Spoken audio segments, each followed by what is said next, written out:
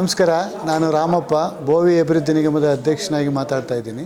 ಪ್ರಥಮ ಬಾರಿಗೆ ನಮ್ಮ ಬೋವಿ ಅಭಿವೃದ್ಧಿ ನಿಗಮ ಮತ್ತು ನಮ್ಮ ಬೋವಿ ಗುರುಪೀಠ ಶ್ರೀ ಇಮ್ಮಡಿ ಸಿದ್ದರಾಮೇಶ್ವರ ಸ್ವಾಮೀಜಿಗಳ ಸಂಯುಕ್ತಾಶ್ರಯದಲ್ಲಿ ಪ್ರಥಮ ಬಾರಿಗೆ ದಿನಾಂಕ 17/1/2026ರಿಂದ 18/2/1/2026 2 ದಿನಗಳ ಕಾರ್ಯಾಗಾರವನ್ನು ಹಮ್ಮಿಕೊಂಡಿದ್ದೀವಿ.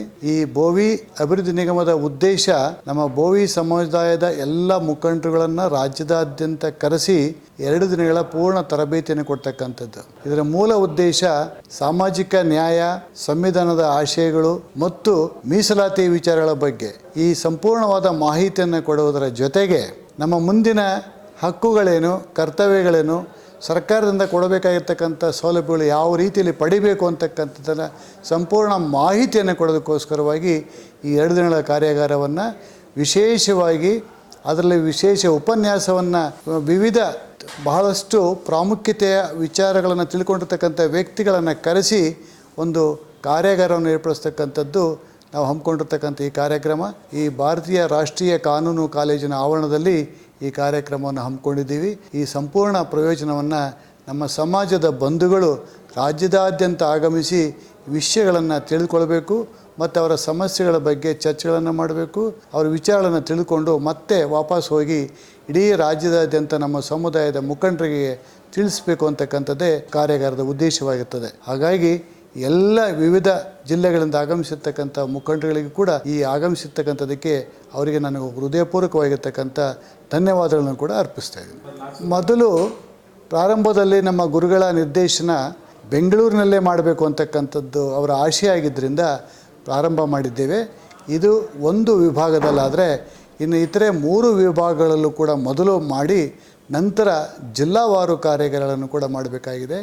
ನಮ್ಮ ಕುಲಕಸುಬಾಗಿರ್ತಕ್ಕಂಥ ಬೋವಿ ಒಡ್ಡರ ಸಮುದಾಯದ ಮುಖಂಡರುಗಳಿಗೆ ನಮ್ಮ ಮುಂದಿನ ಭವಿಷ್ಯವನ್ನು, ನಮ್ಮ ಕಸುಬುಗಳನ್ನು ಯಾವ ರೀತಿ ಮುಂದುವರಿಸ್ಕೊಂಡು ಹೋಗಬೇಕು ಅಂತಕ್ಕಂಥ ವಿಚಾರಗಳನ್ನು ಕೂಡ ಈ ಕಾರ್ಯಾಗಾರದ ಮೂಲಕವೇ ತಿಳಿಸ್ತೀವಿ ಅಂತಕ್ಕಂಥದ್ದು. ಒಂದು ಸಮುದಾಯ ಸಂಘಟಿತ ಆಗುವಂತಹ ಹಿನ್ನೆಲೆಯಲ್ಲಿ ಸಮರ್ಥ ನಾಯಕರ ಅವಶ್ಯಕತೆ ಇರುತ್ತೆ ಅನ್ನುವಂಥದ್ದು ಬಾಬಾ ಸಾಹೇಬ್ ಅಂಬೇಡ್ಕರ್ ಅವರ ಆಶಯ ಆಗಿರುವಂತಹದ್ದು. ಈ ಹಿನ್ನೆಲೆಯಲ್ಲಿ ಬಾಬಾ ಸಾಹೇಬ್ ಅಂಬೇಡ್ಕರ್ ಅವರ ನಾಯಕತ್ವದ ಗುಣಲಕ್ಷಣಗಳನ್ನ ಬೋವಿ ಸಮುದಾಯದ ಅನೇಕ ಯುವ ನೇತಾರರು ಮೂಡಿಸಿಕೊಳ್ಳುವಂತಹದ್ದು ಇವತ್ತಿನ ಕಾಲಘಟ್ಟಕ್ಕೆ ಬಹಳ ಅವಶ್ಯಕತೆ ಇರೋದ್ರಿಂದ ಶ್ರೀ ಜಗದ್ಗುರು ಸಿದ್ದರಾಮೇಶ್ವರ ಮಹಾಸಂಸ್ಥಾನ ಹಾಗೂ ಬೋವಿ ಅಭಿವೃದ್ಧಿ ನಿಗಮದ ಸಂಯುಕ್ತ ಆಶ್ರಯದಲ್ಲಿ ಇವತ್ತು ಈ ಸಮುದಾಯದ ಯುವ ನಾಯಕರನ್ನ ನಾಯಕತ್ವ ತರಬೇತಿ ಮಾಡೋದ್ರ ಮೂಲಕವಾಗಿ ಅವರಿಗೆ ಈ ಸಮುದಾಯದ ಅತ್ಯಂತ ಘನತೆ ಮತ್ತು ಉತ್ಕೃಷ್ಟ ತರಬೇತಿಯನ್ನು ನೀಡ್ತಾ ಇರುವಂತಹದ್ದು. ಬೋವಿ ಸಮುದಾಯದ ಇತಿಹಾಸ, ಬೋವಿ ಸಮುದಾಯದ ಹೋರಾಟಗಳು, ಬೋವಿ ಸಮುದಾಯದ ರಾಜ ಮಹಾರಾಜರುಗಳ ಇತಿಹಾಸದ ಗುಚ್ಛಗಳು ಹಾಗೂ ವಲಸೆ ನೀತಿಯ ವಿಚಾರಗಳು, ಇತಿಹಾಸದ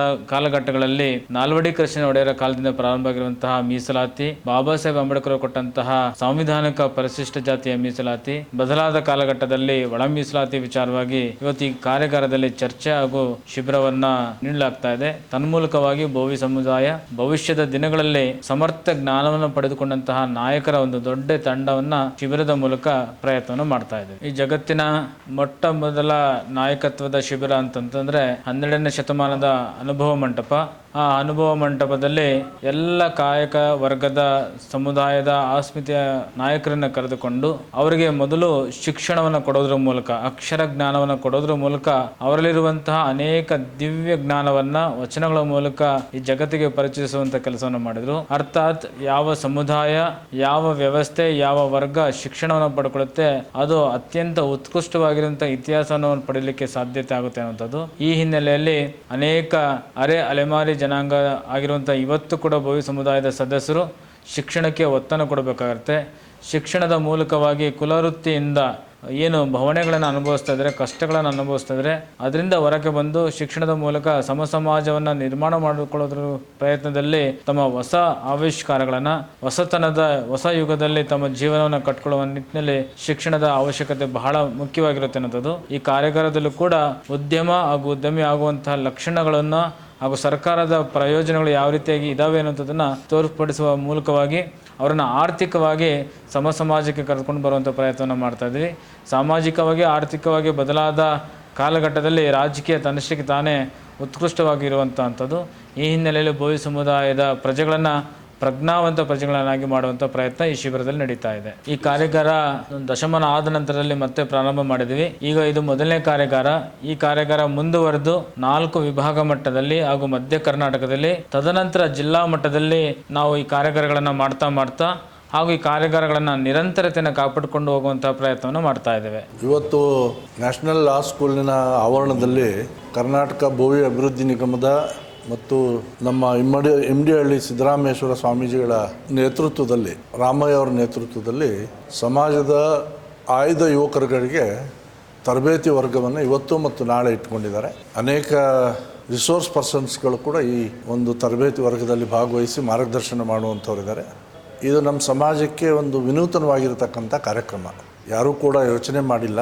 ಈ ರೀತಿಯ ಒಂದು ತರಬೇತಿಯನ್ನು ಕೊಟ್ಟು ಸಮಾಜಮುಖಿ ಕೆಲಸಗಳನ್ನು ಮಾಡೋದಕ್ಕೆ ಅವಕಾಶ ಮಾಡಿಕೊಡುವಂಥ ಒಂದು ವೇದಿಕೆಯನ್ನು ಸೃಷ್ಟಿ ಮಾಡಿದ್ದಾರೆ. ಅದಕ್ಕೆ ಹೃತ್ಪೂರ್ವಕವಾದಂಥ ಧನ್ಯವಾದಗಳನ್ನು ಹೇಳ್ತೀನಿ.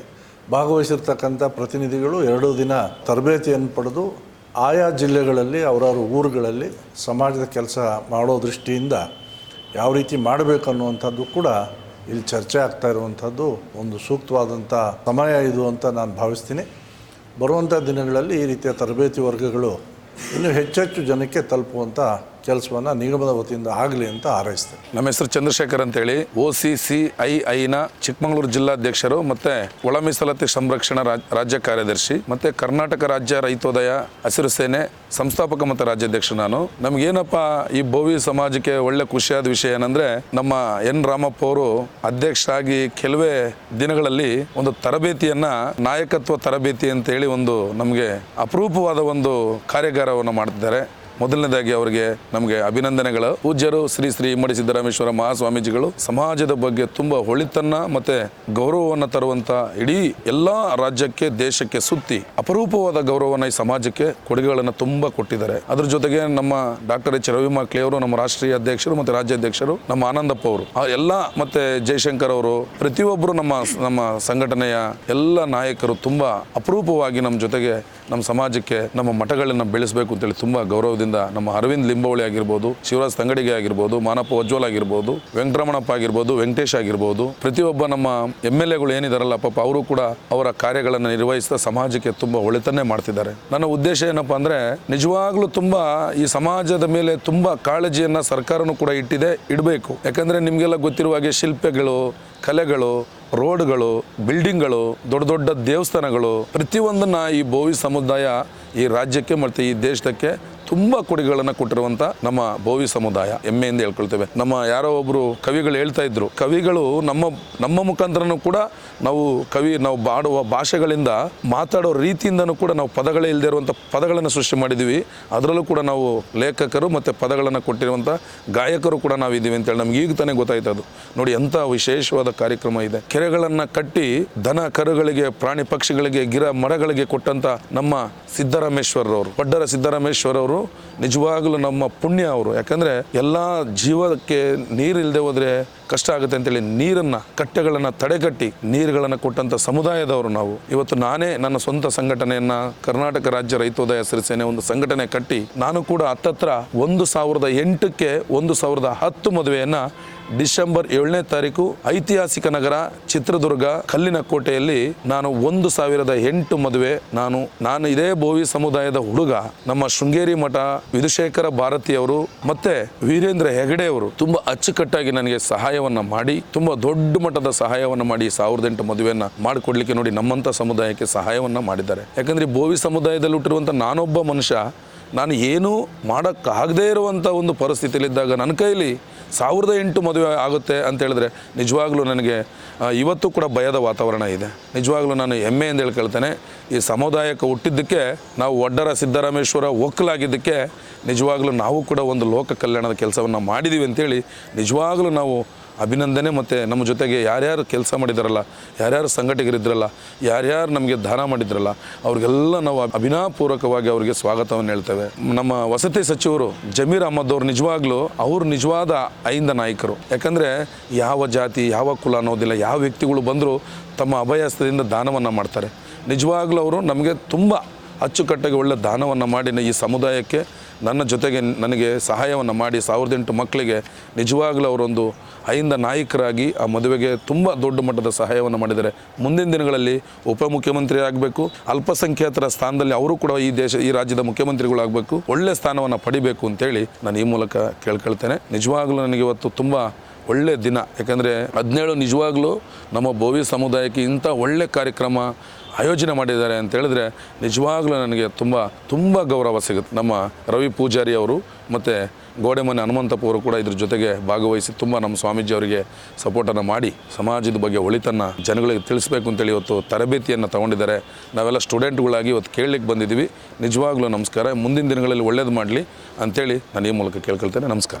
ಬೋವಿ ಸಮಾಜದ ಶ್ರೇಷ್ಠತೆಗೆ ಮತ್ತು ಅಭಿವೃದ್ಧಿಯ ದೃಷ್ಟಿ ಇಟ್ಕೊಂಡು ಸಮಾಜದ ಅಭಿವೃದ್ಧಿ ನಿಗಮದ ಅಧ್ಯಕ್ಷ ಆಗಿರ್ತಕ್ಕಂಥ ಡಾಕ್ಟರ್ ರಾಮಪ್ಪನವರು ಏರ್ಪಡಿಸಿದಂಥ ಈ ಕಾರ್ಯಕ್ರಮದಲ್ಲಿ ನಮ್ಮ ಸಮಾಜದ ಕುಲ ಗುರುಗಳಾಗಿರ್ತಕ್ಕಂಥ ಶ್ರೀ ಇಮ್ಮಡಿ ಸಿದ್ದರಾಮೇಶ್ವರ ಸ್ವಾಮೀಜಿಗಳ ಒಂದು ಆಶೀರ್ವಾದದಿಂದ, ಅವರ ಸಾನ್ನಿಧ್ಯದಲ್ಲಿ ಮತ್ತು ಅವರ ಮಾರ್ಗದರ್ಶನದಲ್ಲಿ ಸಮಾಜದ ಎಲ್ಲ ಬಂಧುಗಳ ಅಭಿವೃದ್ಧಿಗೆ ಒಂದು ತರಬೇತಿಯ ಒಂದು ಶಿಬಿರವನ್ನು 2 ದಿನಗಳ ಕಾಲ ಇವತ್ತು ಏನು ಆಯೋಜನೆ ಮಾಡ್ಕೊಂಡಿದ್ದೀವಿ. ಇವತ್ತು ನ್ಯಾಷನಲ್ ಲಾ ಸ್ಕೂಲ್ನ ಒಂದು ಆವರಣದಲ್ಲಿ ಇದಕ್ಕೆ ಇವತ್ತು ನೂರಾರು ಸಂಖ್ಯೆಯ ನಮ್ಮ ಬೋವಿ ಸಮಾಜದ ಲೀಡರ್ಗಳು ರಾಜ್ಯಾದ್ಯಂತ ಇವತ್ತು ಬಂದು ಭಾಗವಹಿಸಿದ್ದಾರೆ. ಇದರ ಉದ್ದೇಶ ಸಮಾಜದಲ್ಲಿ ಒಂದು ಅವೇರ್ನೆಸ್ಸು ಮತ್ತು ಲೀಡರ್ಶಿಪ್ನ ಹೇಗೆ ಬೆಳೆಸ್ತಕ್ಕಂಥದ್ದು, ಬರ್ತಕ್ಕಂಥ ದಿನಗಳಲ್ಲಿ ರಾಜಕೀಯ, ಸಾಮಾಜಿಕ ಮತ್ತು ಶೈಕ್ಷಣಿಕ ಸವಲತ್ತುಗಳು ಯಾವುದ್ಯಾವುದಿದೆ ಅದನ್ನ ಹೇಗೆ ಬಳಕೆ ಮಾಡಬೇಕು ಮತ್ತು ಹೇಗೆ ಇತರೆ ಸಮಾಜಗಳ ಜೊತೆಗೆ ಸಾಮರಸ್ಯದಿಂದ ಬದುಕಬೇಕು ಮತ್ತು ಅಭಿವೃದ್ಧಿಗಳನ್ನ ಮಾಡ್ಕೋಬೇಕು, ಸರ್ಕಾರದ ಸವಲತ್ತುಗಳೇನು ಅನ್ನೋದು ವಿಚಾರವಾಗಿ, ಮತ್ತು ನಮ್ಮ ಅನೇಕ ಕುಲ ಕಸುಬುಗಳಿರ್ಬೋದು, ಮತ್ತು ಶಿಕ್ಷಣ ಇರ್ಬೋದು, ವಸತಿ ಇರ್ಬೋದು, ಧಾರ್ಮಿಕ ವಿಚಾರಗಳಿರ್ಬೋದು, ಇವೆಲ್ಲವನ್ನೂ ಕೂಡ ಹೇಗೆ ಆಚರಣೆಗೆ ತರಬೇಕು ಮತ್ತು ಹೇಗೆ ಅದರಿಂದ ಅನುಕೂಲ ಪಡ್ಕೋಬೇಕು ಅನ್ನೋ ವಿಷಯವಾಗಿ ಈ 2 ದಿನಗಳ ಒಂದು ಕಾರ್ಯಾಗಾರವನ್ನು ಇವತ್ತು ಬೋವಿ ಅಭಿವೃದ್ಧಿ ನಿಗಮದಿಂದ ಆಯೋಜಿಸಲಾಗಿದೆ. ಅದಕ್ಕೆ ಭಾಳಷ್ಟು ಜನ ಬಂದು ಇವತ್ತು ಭಾಗವಹಿಸ್ತಾ ಇದ್ದಾರೆ. ಬರ್ತಕ್ಕಂಥ ದಿನಗಳಲ್ಲಿ ರಾಜಕೀಯವಾಗಿ ಮತ್ತು ಸರ್ಕಾರದಲ್ಲಿ ಏನೇನು ಸವಲತ್ತುಗಳಿದ್ದಾವೆ ಅನ್ನೋದನ್ನು ತಲುಪಿಸುವಂಥ ಕೆಲಸನ ಬೋವಿ ಅಭಿವೃದ್ಧಿ ನಿಗಮ ಮತ್ತು ನಮ್ಮ ಅಧ್ಯಕ್ಷ ಆಗಿರ್ತಕ್ಕಂಥ ಪ್ರೊಫೆಸರ್ ರಾಮಪ್ಪನವರು ಮತ್ತು ಗುರುಗಳ ಒಂದು ಮಾರ್ಗದರ್ಶನದಲ್ಲಿ ಸಮಾಜ ಇತರೆ ಅನೇಕ ಗಣ್ಯರುಗಳು ಭಾಗವಹಿಸಿ ಇದನ್ನು ನೆರವೇರಿಸಲಿದ್ದಾರೆ ಅಂತ ತಿಳಿಸಲಿಕ್ಕೆ ಭಾಳ ಸಂತೋಷ ಆಗ್ತಾಯಿದೆ.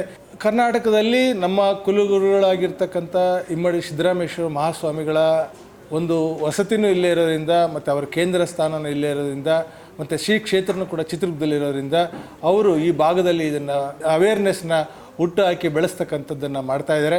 ಇನ್ನು ಬರ್ತಕ್ಕಂಥ ದಿನಗಳಲ್ಲಿ ಈ ರಾಜ್ಯ ಅಷ್ಟೇ ಅಲ್ಲ, ಉಳಿದ ರಾಜ್ಯಗಳಿಗೂ ಕೂಡ ಇದನ್ನು ಸ್ಪ್ರೆಡ್ ಮಾಡ್ತಕ್ಕಂಥ ಒಂದು ಪ್ರಯತ್ನನ ಗುರುಗಳ ಮಾರ್ಗದರ್ಶನದಲ್ಲಿ ನಾವು ಮಾಡ್ತೀವಿ.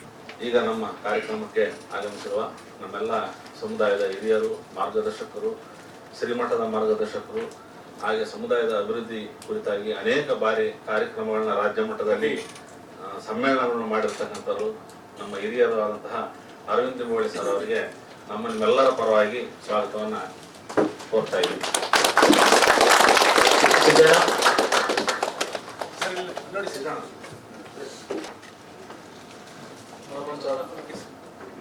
ನಮ್ಮ ಹಿರಿಯ ರಾಜಕಾರಣಿಗಳಾದಂತಹ ಅರವಿಂದ್ ಲಿಂಬೋಳಿ ಸರ್ ಅವರು ಕಿರುವತ್ತಿಗೆಯನ್ನ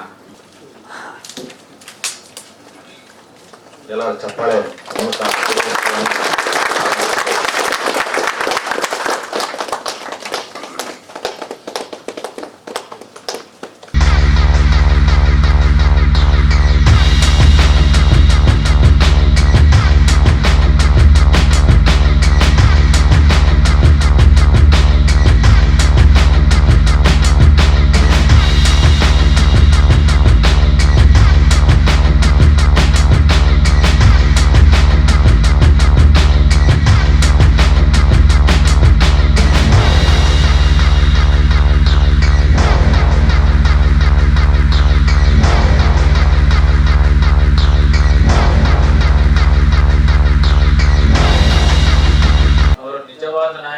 ನಾಯಕತ್ವ ತರಬೇತಿನ ಕೊಡ್ತಾ ಇದ್ದಾರೆ. ನಾನಾ ಮಜಲುಗಳಲ್ಲಿ ಇಲ್ಲಿ ಚರ್ಚೆಗಳಾಗ್ತವೆ. ಮೊದಲನೇದಾಗಿ ಈಗ ಬೆಳಗಿನ ಸಂದರ್ಭ ಫ್ರೆಶ್ ಮೈಂಡ್ ಇರುತ್ತೆ, ಒಂದು ಮನಸ್ಸು ಪ್ರಫುಲ್ಲವಾಗಿರುತ್ತೆ, ಕೇಳ್ತೀರಾ. ಮಧ್ಯಾಹ್ನ ಆಗ್ತಾ ಬೋರ್ ಆಗುತ್ತೆ.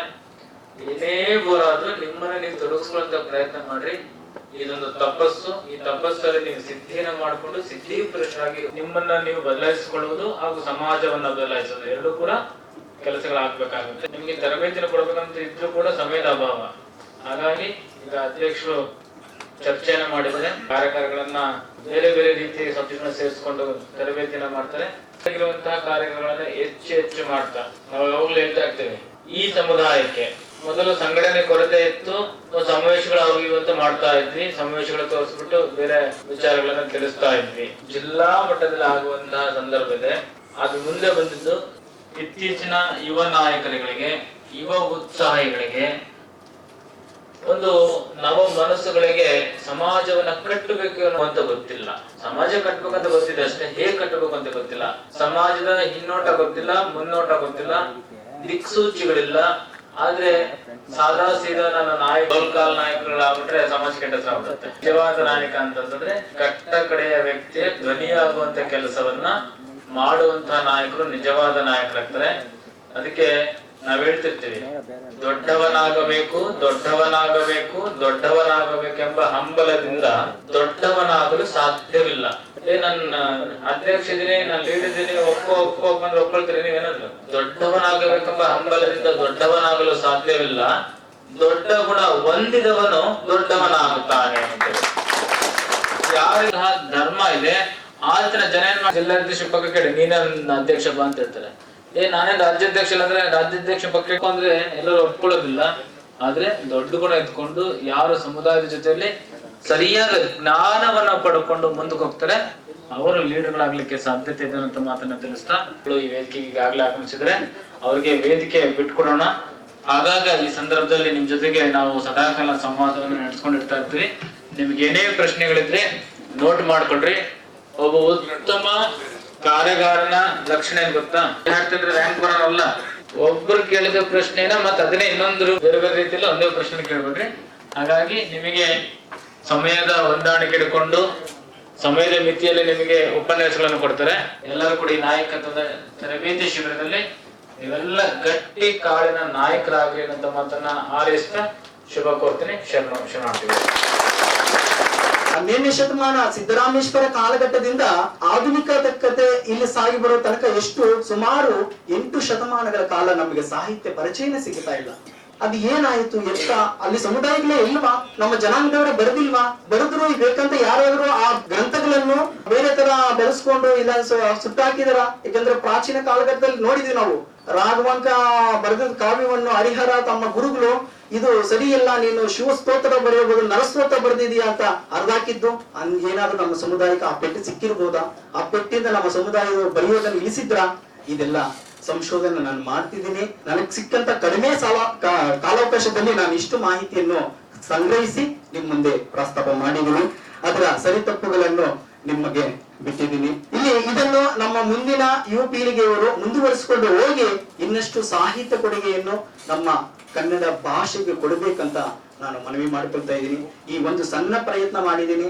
ಈ ಪ್ರಯತ್ನದಲ್ಲಿ ನನಗೆ ಅವಕಾಶ ಕೊಟ್ಟಂತಹ ಗೋವಿಂದಪ್ಪ ಸರ್ ಆಗಿರ್ಬೋದು, ಇನ್ನಿತರ ಗಣ್ಯರು, ಸ್ವಾಮೀಜಿಯವರಿಗೆ ವಂದಿಸುತ್ತಾ ನನ್ನ ಮಾತನ್ನು ಮುಗಿಸ್ತಾ ಇದ್ದೀನಿ. ಈಗ ಹಿರಿಯರಾದಂತಹ ನಮ್ಮ ಅರವಿಂದ್ ಲಿಂಬಾವಳಿ ಸರ್ ಅಭಿವೃದ್ಧಿ ನಿಗಮದ ಮತ್ತು ಶ್ರೀಮಠದ ಆಶ್ರಯದಲ್ಲಿ ನಡೀತಾ ಇರುವಂತಹ ಇದು ಅನ್ಸುತ್ತೆ ಮೊದಲನೇ ತರಬೇತಿ ವರ್ಗ. ನಮ್ಮ ಸಮಾಜದಲ್ಲಿ ರೀತಿಯ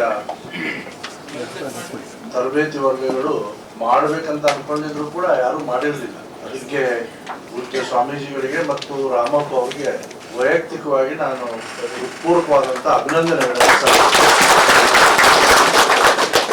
ವೇದಿಕೆ ಮೇಲೆ ಜಯಪ್ರಕಾಶ್ ಅವರಿದ್ದಾರೆ, ಹಾಗೆ MD ಅವರಿದ್ದಾರೆ, ನಿಗಮದ MD ಗೋವಿಂದಪ್ಪ ಅವರಿದ್ದಾರೆ, ನನ್ನ ಸ್ನೇಹಿತರಾದಂತಹ ಸಿದ್ದು ಗುಂಡಿ ಅವರಿದ್ದಾರೆ ಮತ್ತು ರಾಜ್ಯದ ಬೇರೆ ಬೇರೆ ಜಿಲ್ಲೆಗಳಿಂದ ಆಗಮಿಸಿರ್ತಕ್ಕಂಥ ಎಲ್ಲ ಪ್ರತಿನಿಧಿಗಳಿಗೆ ತರಬೇತಿ ವರ್ಗದಲ್ಲಿ ಭಾಗವಹಿಸ್ತಾ ಇರುವಂತಹ ಒಂದು ಸದಾವಕಾಶ ದೊರೆತಿರೋದಕ್ಕೆ ಎಲ್ಲರಿಗೂ ಪೂರ್ವಕ ಸ್ವಾಗತ ಮತ್ತು ಅಭಿನಂದನೆಗಳನ್ನು ಸಲ್ಲಿಸ್ತೀನಿ. ನಾನು 10 ಗಂಟೆಗೆ ಇಲ್ಲಿ ಬರಬೇಕಾಗಿತ್ತು. ಆರೋಗ್ಯದ ಕಾರಣಕ್ಕಾಗಿ ಟ್ರೀಟ್ಮೆಂಟ್ ಅಲ್ಲಿದೆ, ಗುರುಗಳಿಗೆ ತಿಳಿಸಿದ್ದೇನೆ ಸ್ವಲ್ಪ ಲೇಟ್ ಆಗುತ್ತೆ ಬರೋದು. ಉದ್ಘಾಟನೆ ಸಂದರ್ಭದಲ್ಲಿ ಇರಬೇಕಾಗಿತ್ತು, ಅದಕ್ಕೆ ಕ್ಷಮೆಯನ್ನು ಕೇಳ್ತೇನೆ. ಈ ಕ್ಯಾಂಪಸ್ಗೆ ನಾನು ನಡಬಾನೆ. ನಾನು ಉನ್ನತ ಶಿಕ್ಷಣ ಸಚಿವರಾದಂತಹ ಸಂದರ್ಭದಲ್ಲಿ ಬೋರ್ಡ್ ಅಲ್ಲಿ ಇದ್ದೆ, ಯೂನಿವರ್ಸಿಟಿಯ ಬೋರ್ಡ್ ಅಲ್ಲಿ, ಈ ಕಾಲೇಜಿನ ಬೋರ್ಡ್ ಅಲ್ಲಿ. ಇದು ಕೇಂದ್ರ ಸರ್ಕಾರ ನಡೆಸ್ತಾ ಇರ್ತಕ್ಕಂಥ ನ್ಯಾಷನಲ್ ಲಾ ಸ್ಕೂಲ್. ಇಲ್ಲಿ ತರಬೇತಿ ಸಿಗ್ತಾ ಇರ್ತಕ್ಕಂಥದ್ದು ನಿಜಕ್ಕೂ ಒಂದು ರೀತಿಯಿಂದ ಕೋ ಇನ್ಸಿಡೆನ್ಸ್ ಅಂತ ಹೇಳ್ಬೋದು. ಅನೇಕ ವಿಚಾರಗಳನ್ನ ಇಲ್ಲಿ ನಾವು 2 ದಿವಸ ಚರ್ಚೆ ಮಾಡುವಂತ ಹೋಗಿದ್ದೇವೆ. ಒಂದು ರೀತಿಯಿಂದ ಪರ್ಸನಾಲಿಟಿ ಡೆವಲಪ್ಮೆಂಟ್ ಪ್ರೋಗ್ರಾಮ್ ಅಂತ ನಾವು ಹಿಂದೆ ವಿದ್ಯಾರ್ಥಿ ಪರಿಷತ್ನಲ್ಲಿದ್ದಾಗ ಕಾಲೇಜ್ ವಿದ್ಯಾರ್ಥಿಗಳಿಗೆ ಮಾಡ್ತೀವಿ. ಆ ರೀತಿ ಪರ್ಸನಾಲಿಟಿ ಡೆವಲಪ್ಮೆಂಟ್ ಪ್ರೋಗ್ರಾಮ್ ಅಲ್ಲಿ ಭಾಗವಹಿಸಿರ್ತಕ್ಕಂಥ ಅನೇಕರು ಇವತ್ತು ದೇಶದ ಚುಕ್ಕಾಣಿಯನ್ನು ಹಿಡಿದಿದ್ದಾರೆ, ದೇಶದ ನೇತೃತ್ವವನ್ನು ವಹಿಸಿದ್ದಾರೆ, ರಾಜ್ಯಗಳ ನೇತೃತ್ವವನ್ನು ವಹಿಸಿದ್ದಾರೆ. ಇಲ್ಲಿ ಸಮಾಜದ ಬಗ್ಗೆ ಅರಿವನ್ನು ಮೂಡಿಸುವಂತ ಒಂದು ಭಾಗ ಆದ್ರೆ ನಮ್ಮ ಪರ್ಸನಾಲಿಟಿನೂ ಕೂಡ ಈ ತರಬೇತಿ ವರ್ಗಗಳಲ್ಲಿ ಭಾಗವಹಿಸೋದ್ರ ಮುಖಾಂತರ ನಾವು ಬೇರೆ ಬೇರೆ ಕ್ಷೇತ್ರಗಳಲ್ಲಿ ನಾಯಕರಾಗಬೇಕು. ನಮ್ಮ ಪರ್ಸನಾಲಿಟಿನೂ ಕೂಡ ಡೆವಲಪ್ ಆಗಬೇಕು, ಸಮಾಜದ ಪರ್ಸನಾಲಿಟಿ ಕೂಡ ಡೆವಲಪ್ ಆಗಬೇಕು. ಒಟ್ಟರಿಗೆ ನಮ್ಗೆ ಕಟ್ಟೋದು ಗೊತ್ತು, ಬಿಲ್ಡಿಂಗ್ ಕಟ್ಟೋದು ಗೊತ್ತು, ಜೀವನವನ್ನೇ ಹೇಗೆ ಕಟ್ಕೊಳ್ಬೇಕು ಅಂತ ಹೇಳಿ ತರಬೇತಿ ಶಿಬಿರದಲ್ಲಿ ನಿಮಗೆ ಟ್ರೈನಿಂಗ್ ಕೊಡ್ತಾ ಇರೋದು ಮೊದಲೇ ಬಾರಿಗೆ ಈ ರೀತಿ ನಡೀತಾ ಇರ್ತಕ್ಕಂಥದ್ದು ಬೇರೆ ರಾಜ್ಯಗಳಲ್ಲಿ ಎಲ್ಲೂ ನಡೆದಿಲ್ಲ. ನಾನು ಅನೇಕ ರಾಜ್ಯಗಳ ಪ್ರವಾಸ ಮಾಡ್ತೀನಿ, ಸಮಾಜದ ಸಭೆಗಳಲ್ಲಿ ಭಾಗವಹಿಸಿದ್ದೀನಿ. ಆ ರೀತಿ ಅನ್ಆರ್ಗನೈಸ್ಡ್ ಒಂದು ಸಮಾಜ ಅಂತ ಹೇಳಿದ್ರೆ ನನ್ನ ಸಮಾಜ. ಇವತ್ತು ಅನೇಕರಿಗೆ ಶಿಕ್ಷಣ ಸಿಗ್ತಾ ಇದೆ, ಸರ್ಕಾರದ ಸವಲತ್ತುಗಳು ಇರೋದ್ರಿಂದ ಅದನ್ನು ಬಳಸ್ಕೊಂಡು ನಾವು ಅನೇಕರು ಇವತ್ತು ಬೇರೆ ಬೇರೆ ಕ್ಷೇತ್ರದಲ್ಲಿ ಈಗಷ್ಟೇ ಅವರ ಒಂದು ದೊಡ್ಡ ಪಟ್ಟಿಯನ್ನು ಓದಿಲ್ಲ. ಕವಿಗಳು ಅಷ್ಟೇ ಹೇಳಿದ್ದಾರೆ, ಶ್ರೀನಿವಾಸ್ ಸಾಹಿತಿಗಳಲ್ಲೂ ಹೇಳಿದ್ದಾರೆ, ಸಾಹಿತಿಗಳ ಬಗ್ಗೆನೂ ಹೇಳಿದ್ರು. ನನ್ನ ಹೆಸರು ಸ್ವಲ್ಪ ನಾನೊಂದು ಪುಸ್ತಕ ಬರೆದಿದ್ದೀನಿ, ಅವರು ವರದಿಯನ್ನು ಕೊಟ್ಟಿದ್ರು ಹಿಂದೆ. ಅದರ ಅವಲೋಕನಗೋಸ್ಕರ ಒಂದು ಪುಸ್ತಕ ಬರೆದಿದ್ದಾರೆ, ಅಸಮಾನತೆ ಒಂದು ಅವಲೋಕನ. ಬೇರೆ ಬೇರೆ ಭಾಗಗಳಲ್ಲಿ ಅದರಲ್ಲೂ ವಿಶೇಷವಾಗಿ ಆ ಅವಲೋಕನದಲ್ಲಿ ಎಲ್ಲಿ ಕಲ್ಯಾಣ ಕರ್ನಾಟಕ ಅಂತ ಕರಿತೀವಿ ಮತ್ತು ಹಿಂದುಳಿದ ಭಾಗಗಳಂತ ಕರಿತೀವಿ, ಸರ್ಕಾರ ಸವಲತ್ತುಗಳನ್ನು ಕೊಡ್ತಾ ಇದೆ. ಆದ್ರೆ ಅದರ ಸದುಪಯೋಗ ಎಷ್ಟಾಗಿದೆ, ಎಷ್ಟು ಹಿಂದುಳಿದುವಿಕೆ ಇದೆ ಇನ್ನು ಆ ವರದಿ ಒಂದು 10 ವರ್ಷದ ನಂತರ ನಾನು ಬರೆದಿಲ್ಲ. ಭ್ರಷ್ಟಾಚಾರ ಅನ್ನುವಂತಹದ್ದೊಂದು ಪಿಡುಗೆ ಏನಿದೆ, ಆ ಪಿಡುಗಿನ ಪರಿಣಾಮವಾಗಿ ಆ ಸವಲತ್ತುಗಳು ನಿಜಕ್ಕೂ ಯಾರ ಕಟ್ಟ ಕಡೆ ಬೆಟ್ಟದಲ್ಲಿ ತಲುಪಬೇಕು, ತಲುಪದೇ ಇರುವಂತಹ ಸನ್ನಿವೇಶವನ್ನ ವಿಶ್ಲೇಷಣೆ ಮಾಡಿ ಬರೆದಿರುವಂತ ಒಂದು ಪುಸ್ತಕ. ಹರಿಯಾಣದಲ್ಲಿ ಅದು ಪುಣ್ಯವಂತ ಅಂತ ಹೇಳ್ಬೇಕು, ಜಯಪ್ರಕಾಶ್ ಅವರು ಹೇಳ್ಬೇಕು, ಅಥವಾ ನಾವು ಅದೃಷ್ಟಶಾಲಿಗಳಂತ ಹೇಳ್ಬೇಕು, ಆ ಒಂದು ವ್ಯವಸ್ಥೆಗೆ ಭಾಗಿಗಳಾಗಿರುವಂತಹದ್ದಕ್ಕೆ ಅಂತ ಹೇಳ್ಬೋದು. ಇಲ್ಲಿ ಮಾತ್ರ ನಾವು ಎಸ್ಸಿಗಳು, ದಲಿತ ಸಮಾಜಕ್ಕೆ ಸೇರಿರ್ತಕ್ಕಂಥದ್ದು. ಇದರ ಒಂದು ಕೀರ್ತಿ ಕರ್ನಾಟಕದಲ್ಲಿ ಮಹಾರಾಜರಿಗೆ ಸಲ್ಲತ್ತೆ, ಕೃಷ್ಣರಾಜ ಒಡೆಯರಿಗೆ ಸಲ್ಲತ್ತೆ.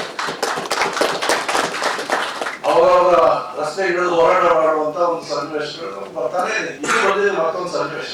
ಮೊನ್ನೆ ಸಮಾಜದ ಸಭೆ ನಡೆದಂತ ಒಕ್ಕೂಟದ ಸಭೆ ನಡೆದಾಗ ಯಾವ ರೀತಿ ಸಿ ಕ್ಯಾಟಗರಿ ಅಂತ ನಮ್ಮನ್ನು ಮಾಡಿ ಅನ್ಯಾಯ ಮಾಡ್ತಾ ಇದ್ದಾರೆ ಅನ್ನೋದ್ರ ಬಗ್ಗೆ ವಿಶ್ಲೇಷಣೆ ನಡೆಯಿತು.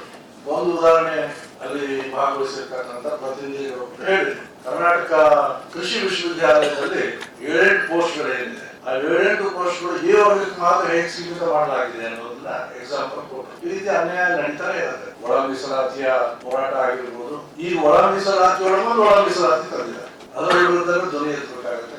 ಅಲ್ಟಿಮೇಟ್ಲಿ ನಮ್ಮ ಸಮಾಜ ನಿಮ್ಮನ್ನೆಲ್ಲ ಗುರುತು ಮಾಡಿ ಅಥವಾ ನೀವು ಗುರುತು ಮಾಡ್ಕೊಂಡು ಈ ತರಬೇತಿ ಶಿಬಿರದಲ್ಲಿ ಭಾಗವಹಿಸ್ತಾ ಇರ್ತಕ್ಕಂಥದ್ದು ಸಮಾಜದ ಕೆಲಸ ಮಾಡ್ಬೇಕನ್ನುವಂತ ಸದುದ್ದೇಶದಿಂದ ಅಂತ ನಾನು ಭಾವಿಸ್ತೀನಿ. ಹಾಗಾಗಿ ಸರ್ಕಾರ ಅನೇಕ ಸವಲತ್ತುಗಳು ಬೇರೆ ಸಮಾಜಕ್ಕೆ ಸಿಗತ್ತಿಲ್ಲ ಗೊತ್ತಿಲ್ಲ, ಮುಂದುವರೆದಂತ ಸಮಾಜಗಳಿಗೆ ಸಿಗತ್ತಿಲ್ಲ ಗೊತ್ತಿಲ್ಲ, ಅಥವಾ ಅವ್ರನ್ನ ಕಾಪಾಡುವಂತ ಸಮಾಜದ ಅವರವರ ನಾಯಕರು ದೊಡ್ಡ ಪ್ರಮಾಣದಲ್ಲಿ ಇದ್ದಾರೆ, ಕಾಪಾಡ್ತಾ ಇರ್ಬೋದು, ಕಾಪಾಡ್ತಾರೆ. ನಮ್ಮ ಸಮಾಜಗಳಿಗೆ, ಹಿಂದುಳಿದ ದಲಿತ ಸಮಾಜಗಳಿಗೆ ಸರ್ಕಾರ ಕೊಡ್ತಾ ಇರ್ತಕ್ಕಂಥ ಅನೇಕ ಯೋಜನೆಗಳಿದ್ದಾವೆ. ಕರ್ನಾಟಕ ಸರ್ಕಾರದಿರ್ಬೋದು, ಕೇಂದ್ರ ಸರ್ಕಾರದಿರ್ಬೋದು, ಅಥವಾ NGOಗಳಿರ್ಬೋದು, ಈ ರೀತಿ ಸಿಗ್ತಾ ಇರ್ತಕ್ಕಂಥ ಅನೇಕ ಸವಲತ್ತುಗಳನ್ನ ನಮ್ಮ ಸಮಾಜದವ್ರಿಗೆ ತಲುಪಿಸಲಿಕ್ಕೆ ಸಾಧ್ಯ ಇದೆಯಾ, ಆ ಕೆಲಸ ನನ್ನ ಕೈಯಲ್ಲಿ ಮಾಡ್ಲಿಕ್ಕೆ ಸಾಧ್ಯ ಇದೆಯಾ ಅನ್ನೋದನ್ನ ನಾವು ಸ್ವಲ್ಪ ವಿಶ್ಲೇಷಣೆ ಮಾಡ್ಬೇಕು. 10 ಜನಕ್ಕಾಗ್ಲಿ 20 ಜನಕ್ಕಾಗ್ಲಿ, ನಾನು ಅವಾಗ ಹೇಳ್ತಾ ಇರ್ತೀನಿ, ಇಷ್ಟೊಂದು ಓಡಾಡ್ತಿರಲ್ಲ ನೀವು. ನಿನ್ನೆ ಸೋಲಾಪುರದಿಂದ ಬಂದಿದ್ದಾರೆ, ಮೊನ್ನೆ ಬೆಂಗಳೂರಲ್ಲಿ ಇತ್ತು, ಆದ್ರೆ ಹಿಂದಿನ ದಿವಸ ಚಿತ್ರದುರ್ಗದಲ್ಲಿ. ಅವ್ರ ಕಾರು 6 ತಿಂಗಳಿಗೆ ಒಂದೊಂದು ಕಾರ್ ಹೊಸ ಕಾರ್ ಕೊಡಿಸ್ಬೇಕಾದ್ರೆ ಅಷ್ಟು ಸುತ್ತಾರೆ, ಅಂದ್ರೆ ಹೊಸ ಹಳೆದಾಗಿ ಹೋಗುತ್ತೆ, ಕೆಟ್ಟೋಗುತ್ತೆ. ಯಾಕೆ ಓಡಾಡ್ತಾರೆ? ಸಮಾಜದ ಬಾಂಧವರನ್ನು ಭೇಟಿ ಮಾಡೋದಕ್ಕೆ, ಸಮಾಜದಲ್ಲಿ ಇರ್ತಕ್ಕಂಥ ನ್ಯೂನತೆಗಳನ್ನು ಸರಿಪಡಿಸೋದಕ್ಕೆ. ಅವ್ರಿಗೆ ನಾವು ಸಹಾಯಕರಾಗಿದ್ರು ಸಾಕು.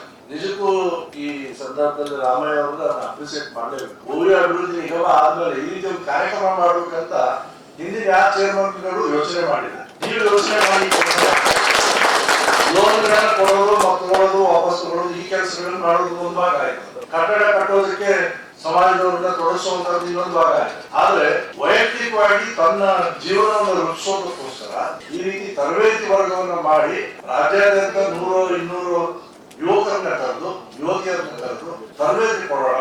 ಇವರು ಇಂಟರ್ನ್ ಆಯಾ ಜಿಲ್ಲೆಗಳಲ್ಲಿ ಆಯಾ ಊರುಗಳಲ್ಲಿ ಹೋಗಿ ಸಮಾಜದ ಕೆಲಸ ಜೊತೆಗೆ ತಮ್ಮ ಪರ್ಸನಾಲಿಟಿನೂ ಕೂಡ, personality in the sense financial personality ಅಂತ ನಾನು ಮಾತಾಡ್ತಾ ಇಲ್ಲ, ಸೋಷಿಯಲ್ ಪರ್ಸನಾಲಿಟಿ ಕೂಡ ಬೆಳೆಸ್ಕೊಳ್ಳಿ, ಸಮಾಜದ ನಾಯಕರಾಗ್ಲಿ ಅಂತೇಳಿ ನೀವೇ ಯೋಚನೆ ಮಾಡಿ ಕಾರ್ಯಕ್ರಮವನ್ನು ಇಟ್ಟಿದ್ದೀರಿ. ಇಷ್ಟು ಶ್ಲಾಘನೀಯವಾಗಿರ್ತಕ್ಕಂಥ ವಿಷಯ. ನಾನು ಹೆಚ್ಚೊತ್ತು ಮಾತಾಡಲಿಕ್ಕೆ ಇಷ್ಟಪಡಲ್ಲ, ಯಾಕಂದ್ರೆ ಈ ಗೋಷ್ಠಿ ವಿಷಯ ಅಂತ ನೋಟ್ ಮಾಡಿ ಇಟ್ಕೊಳ್ಳೋಣ.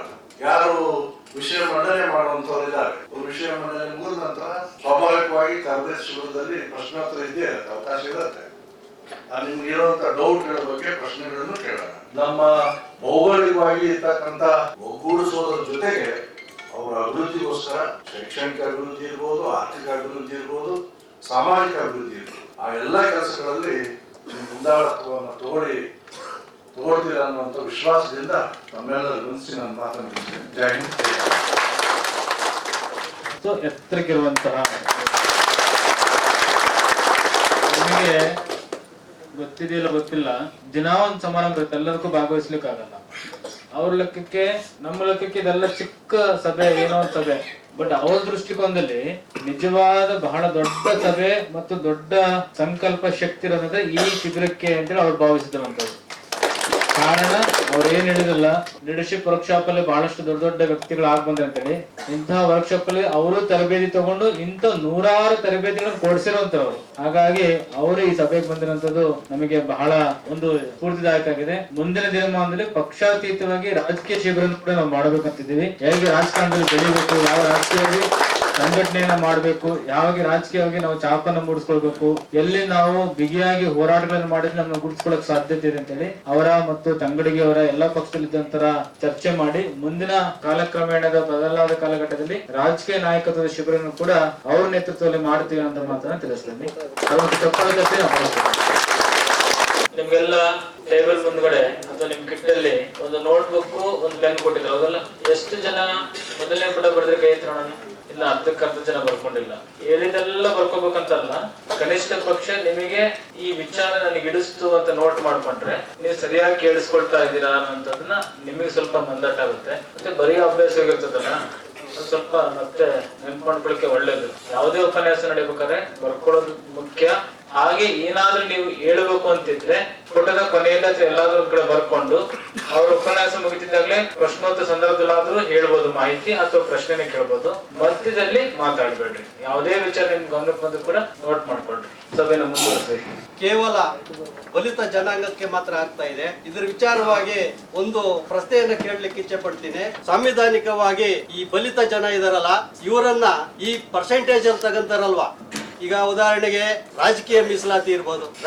ರಾಜಕೀಯ ಮೀಸಲಾತಿಯಲ್ಲಿ ಒಬ್ಬ ವ್ಯಕ್ತಿ ರಾಜಕೀಯ ಸ್ಥಾನಮಾನವನ್ನ ಪಡೆದಾಗ ಅವರು ಬಡತನ ರೇಖೆಗಿಂತ ಮೇಲೆ ಬರ್ತಾರೆ, ಅವರು ಬಡತನ ರೇಖೆಗಿಂತ ಕೆಳಗಡೆ ಇರೋದಿಲ್ಲ. ಈ ಬಡತನ ರೇಖೆಗಿಂತ ವ್ಯಕ್ತಿ ಯಾವಾಗ ಮೇಲೆ ಬರ್ತಾನೋ ಒಬ್ಬ ಸಣ್ಣ ವ್ಯಕ್ತಿಗೆ ಆ ಸಮಾಜದಲ್ಲಾಗ್ಲಿ ಈ ಸಾಂವಿಧಾನಿಕವಾಗ್ಲಿ ಮುಂದೆ ಬರ್ಲಿಕ್ಕೆ ಆಗಲ್ಲ. ಬಲಿತ ವ್ಯಕ್ತಿ ಅವ್ರನ್ನ ಬಿಡೋದಿಲ್ಲ. ಹಾಗಾಗಿ ನಾನೊಂದು ಹೋರಾಟ ಹಮ್ಕೋಬೇಕಂತ ಅನ್ಕೊಂಡಿದ್ದೇನೆ. ಅದಕ್ಕೆ ತಮ್ಮನ್ನ ಒಂದು ಸೂಚನೆಯನ್ನ ಕೇಳ್ತೀನಿ. ಈ ಬಲಿತ ದಲಿತ ಇದಾರಲ್ಲ, ಯಾರು ಈ ಮೀಸಲಾತಿಯನ್ನ ಪಡೆದು ಎತ್ತರಕ್ಕೆ ಬರ್ತಾರಲ್ಲ, ಇವರನ್ನೆಲ್ಲ ಮೀಸಲಾತಿಯಿಂದ APL ಗೆ ಹೋದಾಗ ಇವರನ್ನ ಮೀಸಲಾತಿಯಲ್ಲಿ ಪರಿಗಣನೆ ಮಾಡಬಾರ್ದು ಅಂತ ಒಂದು ಹೋರಾಟ ಮಾಡ್ಬೇಕು ಅನ್ಕೊಂಡಿದೀವಿ. ಇದಕ್ಕೆ ಕಾನೂನಲ್ಲಿ ಏನಾದ್ರೂ ಅವಕಾಶ ಇದೆಯಾ? ಕ್ರೀಮಿ ಲೇಯರ್ ಅಂತಾರದನ್ನ ಇಂಗ್ಲಿಷ್ ಅಲ್ಲಿ ಕ್ರೀಮಿ ಲೇಯರ್ ಅಂತಾರೆ. ಈ ಕ್ರೀಮಿ ಲೇಯರ್ ವಾದ ಬಹಳ ಮೊದ್ಲಿಂದನೂ ಕೂಡ ಕೆಲವರು ಮುಂದಿಡ್ತಿದ್ದಾರೆ. ಅದು ಹಂಗಾಗಲ್ಲ. ಅದನ್ನ ನೀವು ಹೇಳ್ತಿರೋದು ಬಲಿತ ಮೀಸಲಾತಿ ಪಡೆದಿತ್ತು ಅಂತ. ಅದನ್ನ ನಾವು ಸ್ವಲ್ಪ ಸುದೀರ್ಘವಾಗಿ ಬೇರೆ ಆಯಾಮಗಳಿಂದ ಚರ್ಚೆ ಮಾಡಿದ್ರೆ ನಮ್ಮ ತರ ಸಮುದಾಯಗಳು ಆ ಕ್ರೀಮಿ ಲೇಯರ್ ಒಪ್ಕೋಬಾರದು ಅನ್ನೋದು ಯಾಕೆ ಅಂತ ಗೊತ್ತಾಗುತ್ತೆ. ಮಾತಾಡೋಣ. ಈಗ ಶ್ರೀನಿವಾಸ ಅವರಿಗೆ ಈ ಕಾರ್ಯಕ್ರಮದ ಪರವಾಗಿ ಧನ್ಯವಾದಗಳನ್ನ ಸಲ್ಲಿಸ್ತಾ ಇದ್ದೀವಿ. ಏನಂದ್ರೆ ನಿಗಮದಲ್ಲಿ ಯಾರೇ ಬರ್ಲಿ ಕೆಲಸ ಆಗುತ್ತೆ ಬಿಡುತ್ತೆ, ಸ್ಪಂದಿಸ್ಬೇಕು. ನಮ್ಮ ಕೈಯಲ್ಲಿ ಅನುದಾನ ಕೊಡಕ್ಕಾಗುತ್ತೆ ಬಿಡುತ್ತೆ. ಇದನ್ನ MD ಗಮನ ಅಧ್ಯಕ್ಷ ಗಮನ ತರದ್ರು. ಅವ್ರು ಏನಂದ್ರು ಆಗಲ್ಲ ಅನ್ನೋದಕ್ಕೂ ಇದು ಮುಂದಿನ ಜೊತೆ ಆಗುತ್ತೆ ಅನ್ನೋದಕ್ಕೂ ವ್ಯತ್ಯಾಸ.